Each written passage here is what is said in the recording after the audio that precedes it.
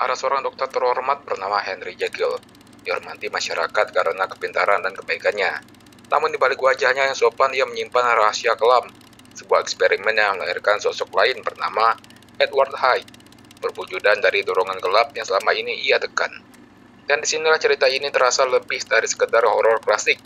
Karena lewat Jekyll dan Hyde, kita bisa melihat cermin tentang manusia itu sendiri, tentang topeng sosial yang kita pakai setiap hari, dan tentang pertanyaan yang lebih menakutkan daripada monster manapun.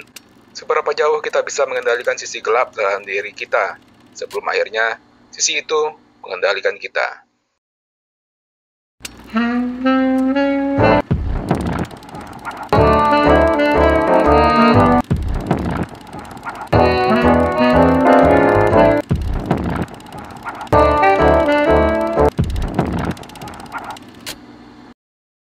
Hello there, curious people. Selamat datang di kanal Enigma Hitam. Kalian pasti pernah melihat seseorang yang kalian kenal, entah itu di lingkungan kerja atau pergaulan orang itu bersifat positif. Katakanlah ia seorang yang ceria, humoris, dan baik. Namun kalian juga kebetulan mengenali kerabatnya, dan mereka bercerita bahwa orang yang kalian kenal selama ini ternyata memiliki sifat 180 derajat berbeda dari yang kalian tahu. Jika dalam kondisi ini, apakah kalian dapat tetap percaya dengan orang itu dengan sifatnya yang kalian kenal, atau kalian lebih percaya pada ucapan kerabatnya, seorang yang telah mengenal teman kalian itu lebih jauh dari kalian?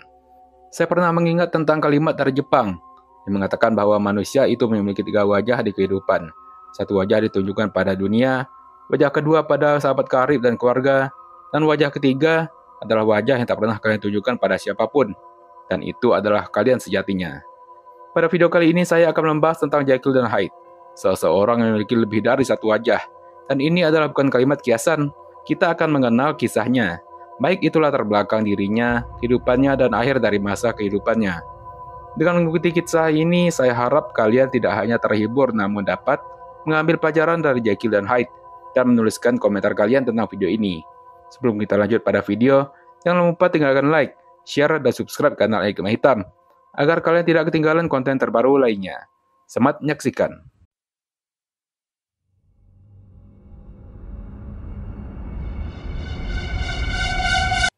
Kisah Dr. Jekyll dan Hyde pertama kali terbit pada tahun 1886, ditulis oleh Robert Louis Stevenson, seorang penulis asal Skotlandia yang dikenal dengan imajinasinya yang liar.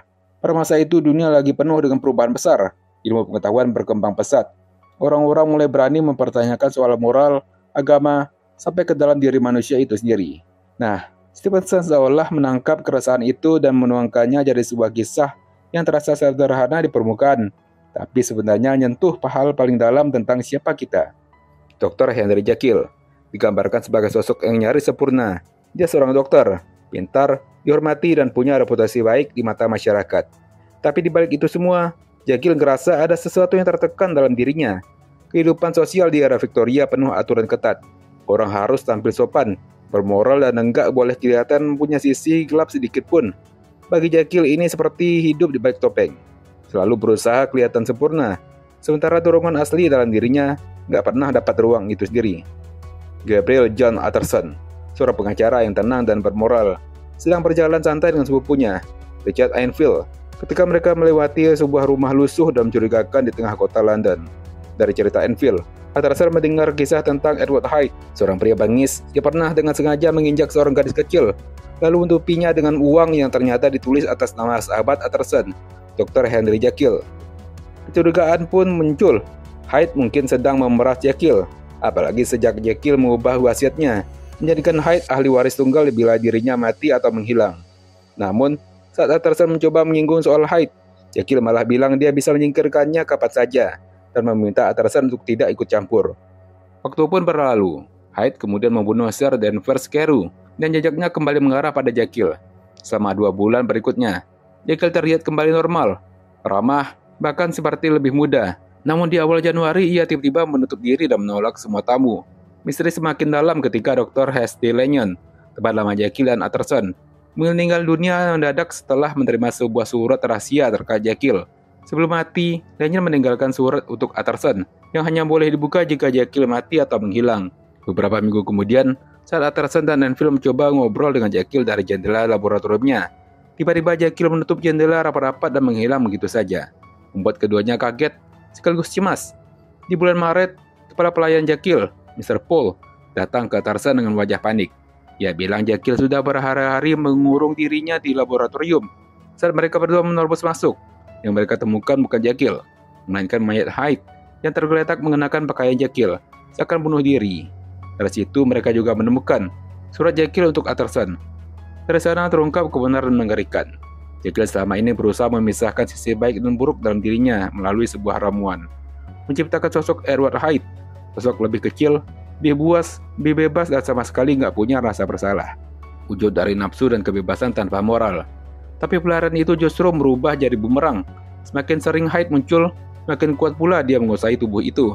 Jekyll mulai sadar kalau eksperimennya bukan lagi soal kendali, tapi soal bertahan hidup melawan sisi gelap yang pelan-pelan merebut dirinya. Awalnya ia bisa mengandalkan perubahan itu, tapi lama-lama serum itu tak lagi berfungsi. Ketika persediaan bahan habis, Jekyll sadar ia akan terjebak selamanya sebagai Hyde dalam surat terakhirnya. Ia pasrah pada nasib. Jekyll yang bermoral perlahan lenyap, dan yang tersisa hanyalah Hyde, monster yang lahir dari dirinya sendiri.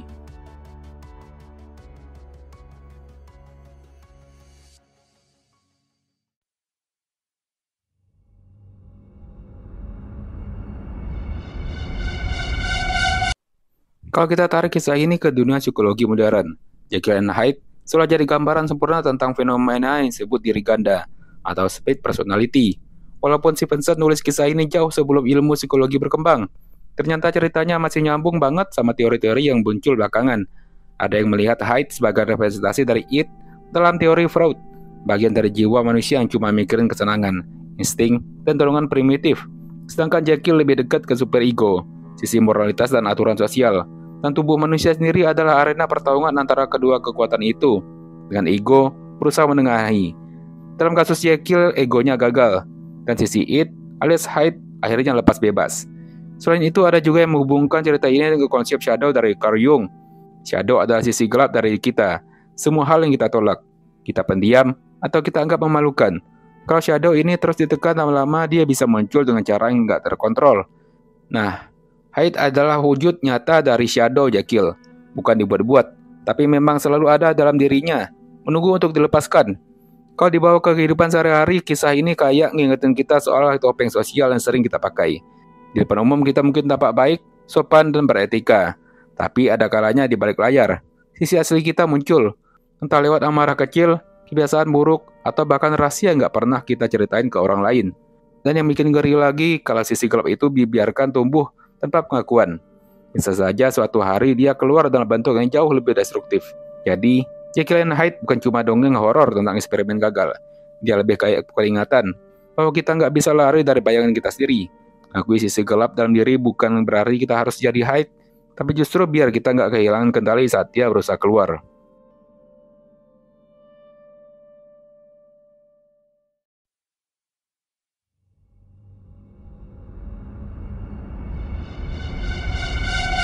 Jika kita melihat lebih dalam, sosok Jekyll dan Hyde sebenarnya bukan cuma fiksi semata. Dunia nyata pun penuh banyak contoh orang-orang dengan dua wajah yang mirip banget dengan kisah ini. Ambil contoh dari kasus-kasus pembunuhan berantai. Banyak di antara mereka yang dikenal sebagai orang biasa, bahkan kadang tampak ramah, sopan, dan nggak bisa bikin curiga. Tapi begitu malam tiba, atau saat mereka sendirian, wajah asli mereka keluar, haus darah, penuh obsesi, dan tanpa rasa bersalah. Contohnya adalah Ted Bundy. Pada siang hari, dia tampil sebagai pria tampan, cerdas, bahkan karismatik. Orang-orang suka dengan dia. Tapi di balik itu semua, Bundy adalah salah satu pembunuh berantai paling kejam dalam sejarah Amerika. Dua sisi kepribadian yang kontras. Mirip banget dengan Jekyll yang terhormat dan Hyde yang buas. Atau Dennis Rader, yang juga dikenal sebagai Petty Killer. Dia seorang ketua komunitas gereja, punya keluarga, dan nampak normal. Tapi diam-diam, dia melakukan serangkaian pembunuhan sadis. Dunia terkejut saat tahu bahwa pria yang dihormati di lingkungannya ternyata monster dengan wajah manusia. Dan lagi-lagi, pola Jekyll and Hyde muncul di dunia nyata. Kalau kita tarik ke ranah mitologi, kisah ini juga mengingatkan kita pada figur Janus dari mitologi Romawi. Janus adalah dewa dengan dua wajah. Satu menatap ke depan, satu lagi menatap ke belakang. Ia melambangkan awal dan akhir masa lalu dan masa depan, tapi juga sisi ganda dari eksistensi manusia. Stevenson seakan menghidupkan konsep itu dalam bentuk modern. Satu tubuh, dua wajah, dua jiwa yang bertolak belakang. Yang bikin kisah ini semakin mengganggu adalah kesadarannya bahwa kita semua sebenarnya punya sedikit Hyde dalam diri kita. Cuma bedanya nggak semua orang berani atau tega melepasnya. Tapi sejarah menunjukkan ada sebagian orang yang gagal mengendalikan sisi itu, dan akhirnya berubah jadi monster sungguhan.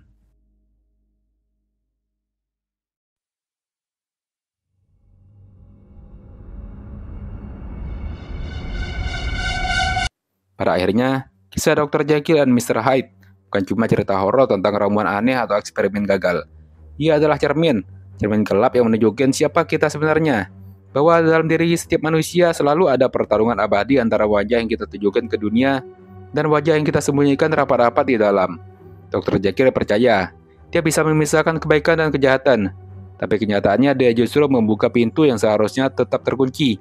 Dari pintu itulah lahir Hyde, wujud liar yang membuktikan kalau sisi gelap manusia nggak bisa dihapus, hanya bisa dikendalikan. Sejarah pun membisikkan hal yang sama, dari para pembunuh berantai yang hidup dengan dua wajah, sampai mitologi kuno tentang Dewa Janus yang menatap kedua arah. Semuanya mengingatkan kita bahwa dualitas itu nyata, dan selalu ada di mana-mana. Pertanyaannya adalah, bagaimana dengan kita? Seberapa jauh kita berani menatap bayangan kita sendiri? Dan kalau suatu hari pintu itu terbuka, apakah kita tetap cukup kuat untuk tetap jadi Jekyll? Atau kita akan berubah jadi Mr. Hyde? Cukup sekian untuk video kali ini. Berikan pendapat kalian mengenai video barusan. Jangan lupa tinggalkan like, subscribe, dan share konten dan kanal ini ke media sosial kalian, agar dapat terus mengikuti konten terbaru dari kanal Enigma Hitam. Sampai jumpa and stay curious.